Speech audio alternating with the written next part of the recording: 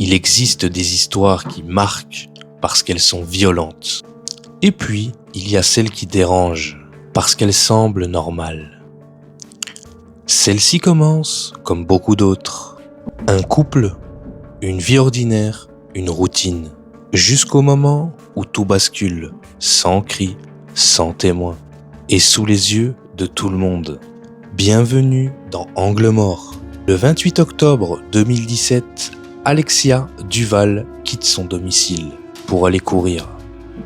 Elle a 29 ans, elle est sportive, elle connaît parfaitement son parcours habituel.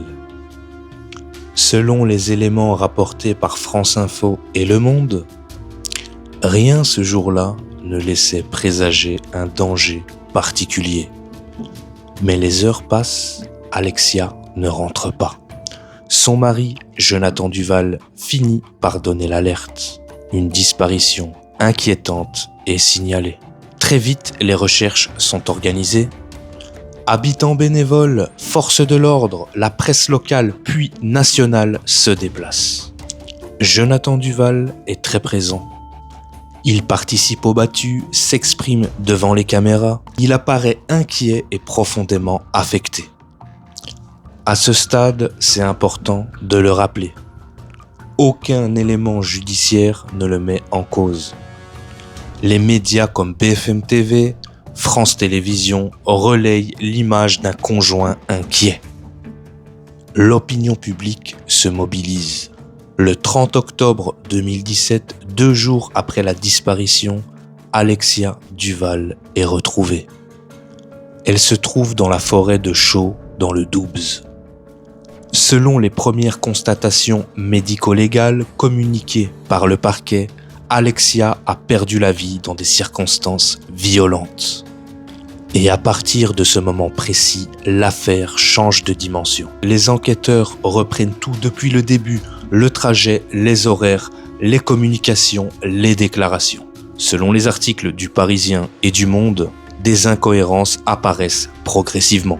Des horaires ne coïncident pas, certains déplacements interrogent, des éléments matériels prennent une autre signification. L'enquête avance loin des caméras. Pendant ce temps, Jonathan Duval continue à apparaître publiquement. Mais dans le cadre judiciaire, le dossier s'épaissit. Les versions évoluent, les éléments s'accumulent. Ce que le public ne sait pas encore, c'est que l'enquête est déjà en train de se refermer. Le 30 janvier 2018, Jonathan Duval est placé en garde à vue. Au cours de ses auditions, il reconnaît sa responsabilité dans les faits. Selon la déclaration consignée dans la procédure judiciaire, une dispute conjugale, un passage à l'acte et puis une tentative de dissimulation. Et à ce moment-là, l'image médiatique bascule définitivement. L'opinion publique est profondément marquée. Celui qui apparaissait comme un conjoint inquiet devient l'auteur reconnu des faits. La famille d'Alexia Duval se constitue partie civile. L'affaire dépasse désormais le cadre individuel. Il devient le symbole d'un drama conjugal invisible. Le procès s'ouvre en novembre 2020 devant la cour d'assises. Les débats sont publics, longs, intenses.